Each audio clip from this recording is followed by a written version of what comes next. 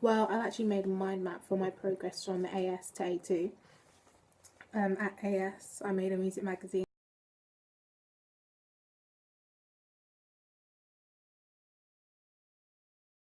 and a music video, and A2, a horror prelim, and my recent horror trailer. For my music video at AS, I used iMovie to edit my movie in, and obviously at A2 I used Adobe Premiere.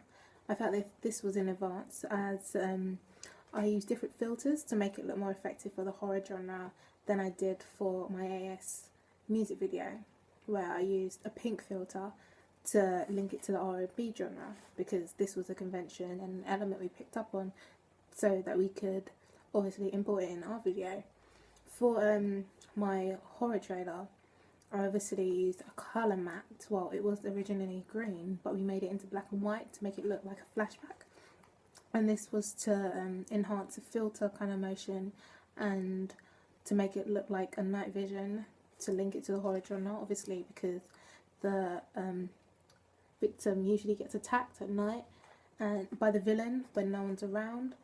This was another element we picked up on, linking it to 1996 Scream, when the villain comes to find Sydney. But yeah, this is another element we picked up on. The digital technologies I used at AS was a Canon HD camera to film my music video. At A2, I used an SLR, which was a lot better in focus and looked more professional, was clearer, and it was a lot easier to get in focus when we wanted to shoot shots at night, because obviously we wanted to link it to the horror genre as much as possible, and a lot of the scenes in horror movies are shot at night, so this was a really good advantage. For my creativity, I learned how to use Adobe Premiere in depth and Photoshop, like from AS to A2. Obviously, using it at AS for my music magazine, I wasn't that good at using Photoshop.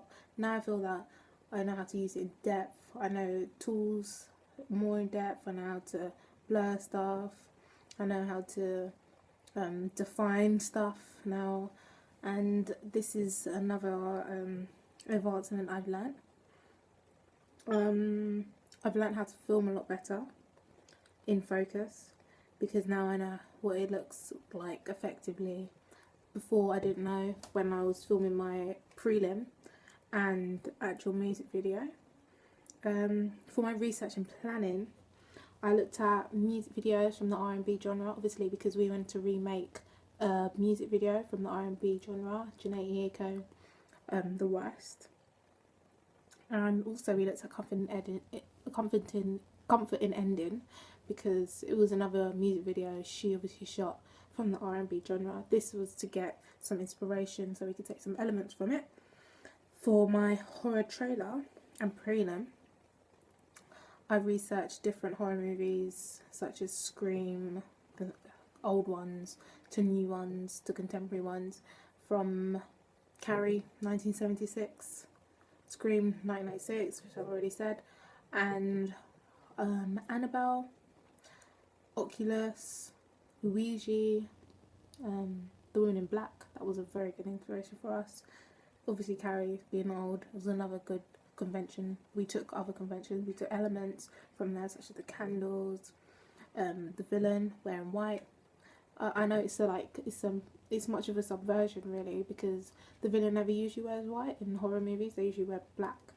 But because Carrie's mum stabs Carrie, we class her as a villain. She is horrible, she wants her to be religious. She wears white, so we obviously made our villain wear white. It's another convention, a good element to take. And so to gain conventional aspects, we made a storyboard to work from, and we also looked at the horror movie Devil. Prom Night was another one, because we made a remake of Prom Night. For our post-production, Photoshop, this was from AS, fast cut, slow-mo, black and white filters, Adobe Premiere. That was when we were like first starting out. so I didn't really know Premiere back then, but now I feel like I'm a lot better. I know more about it now. Syncing music and visuals. This was for AS. For A2, looking at titles, voiceovers, SFX, black and white filters again, fast cuts, sound effects. We definitely needed fast cuts because this was another element to link to the horror genre, as most horror genres, they always have this typical chase scene. We need to link it, we need to import into our actual horror trailer.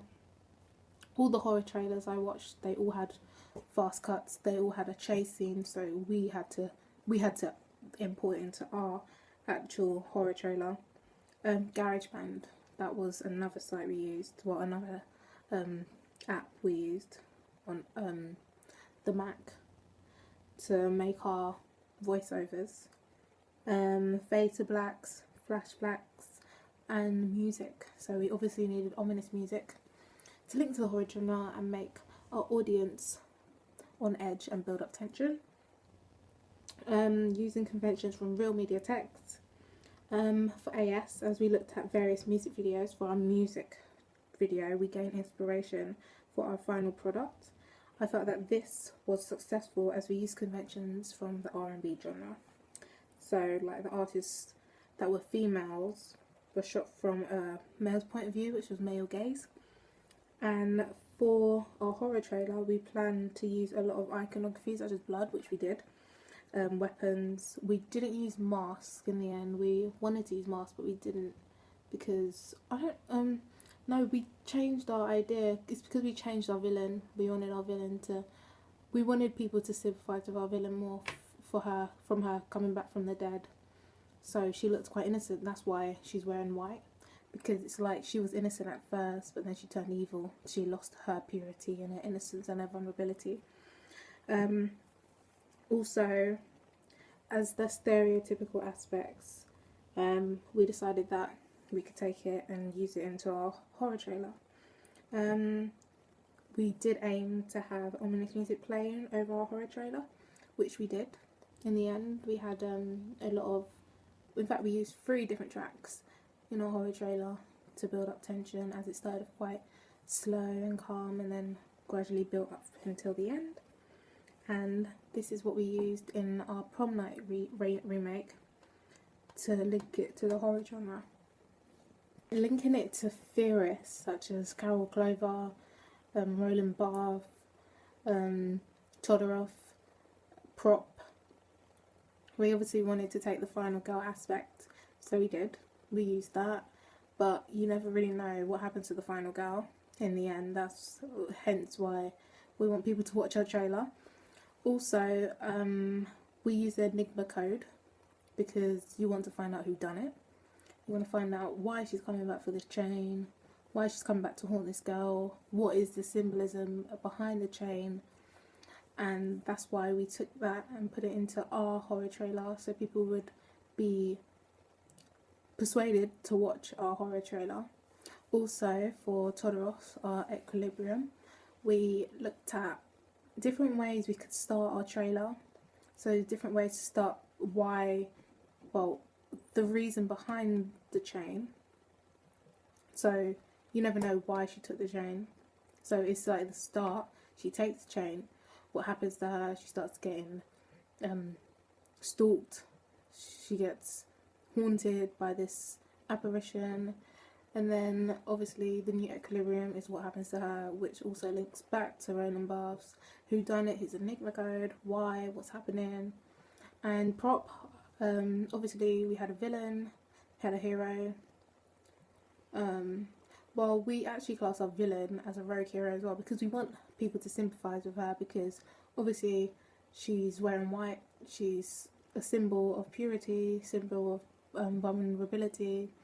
You want to know why she's coming back for this chain. You also feel bad for her because she can't get this chain. So that was another element we looked at, and that's why we took inspiration from Carrie, because Carrie is sort of a rogue hero because you feel bad for her. She's not that much of a villain because her mum wants to kill her.